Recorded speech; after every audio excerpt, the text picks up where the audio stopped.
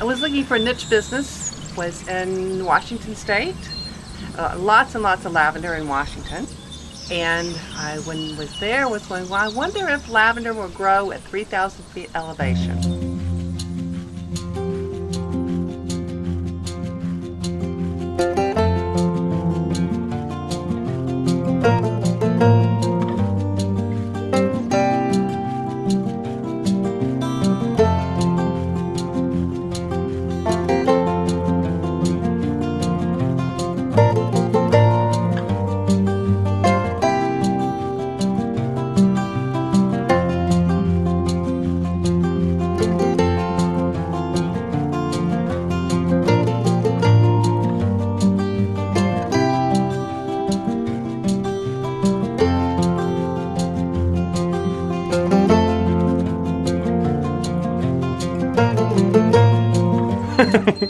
Hey guys, so we're with Barbara, the proprietor of High Country Lavender. High Country Lavender. And we're up here in Meadows of Dam. What drew you to lavender farming? Tell me about your past here a little bit.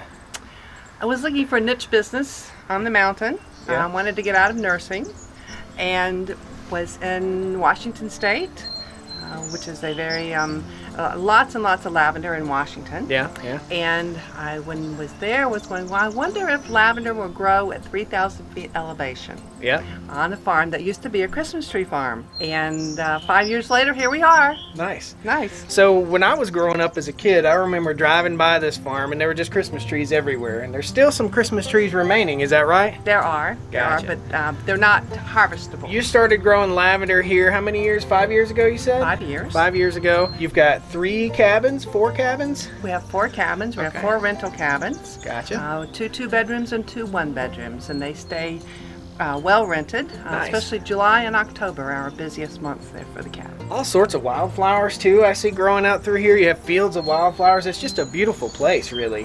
Thank you. Yeah. Thank you. You're an herbalist also, is that right? I am, yes. Okay, a self-proclaimed herbalist? Self-proclaimed. Well, no, with courses and classes and lots of teaching also. Gotcha. Awesome.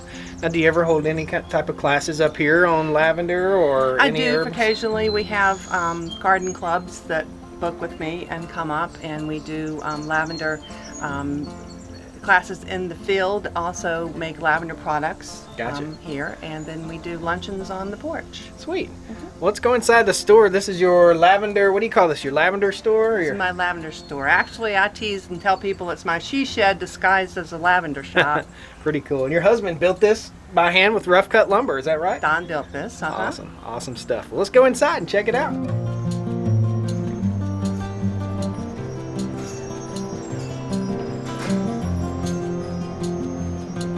Man, guys, it smells awesome in here. There's lavender just hanging from the ceiling, all this stuff. Oh, it smells so good. Why don't you tell us a little bit about your lavender shop? It does smell a lot like lavender because there is a lot of lavender here, a lot of lavender products that are in the shop. And the lavender products that are here, I do make.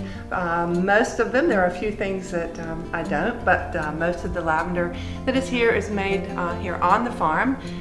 Lotions and soaps, hand sanitizers, linen sprays, all of that are made here. Also herbal products that I make that sell here in the shop. I also have a flea powder for an organic, all natural flea powder for dogs and cats, and no essential oils in those. I am working on a line for men.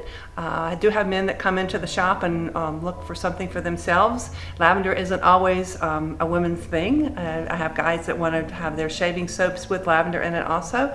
I'm doing aftershave and body gels, shaving soaps for them, so that'll be up and coming here soon. We are open on Thursdays through Saturdays from 10 to 5 and Sundays 1 to 5. And our website is highcountrylavenderva, as in Virginia.com, and we happily ship to any location that where you may be.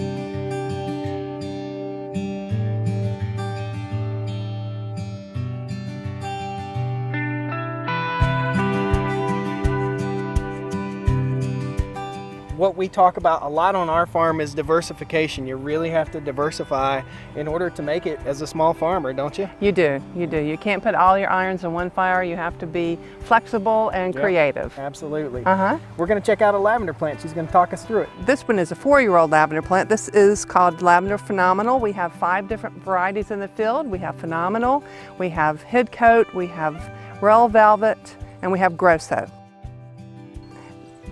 These make great for bundles and sachets. Our Royal Velvet is our culinary lavender that we use to cook with.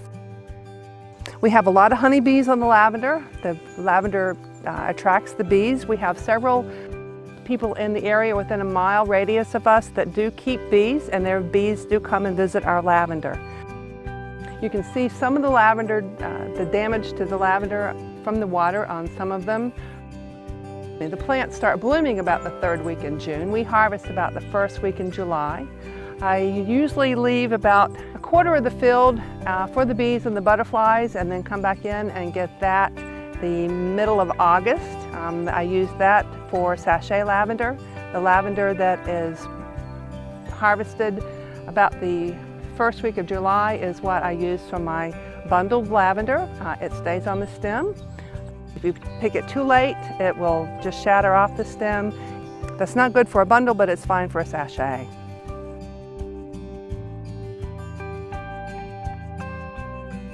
Well, Barbara, we decided we'd bring you some stuff from our garden. Mrs. Stony Ridge has got some squash there for you and some cucumbers. Thank you. Wonderful. We thank you so much for having us here at High Country Lavender. I hope you guys enjoyed this video. I hope you learned a little bit, and we'll be back up here when they get ready to plant lavender. I do believe we've been invited back up so we can teach you guys how to plant lavender and grow lavender. I think what we've learned today is that farms, in order to be successful, have to diversify, especially a small farm.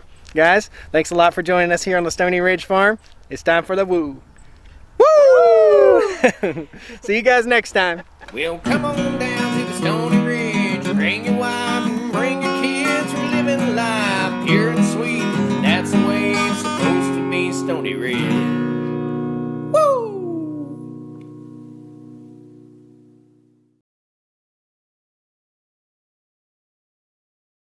So guys, we noticed that there is like a big time Wizard of Oz kind of theme out here. The Wicked Witch's legs are hanging out from under the front porch, and the ruby slippers are up here, and the rainbow's up here.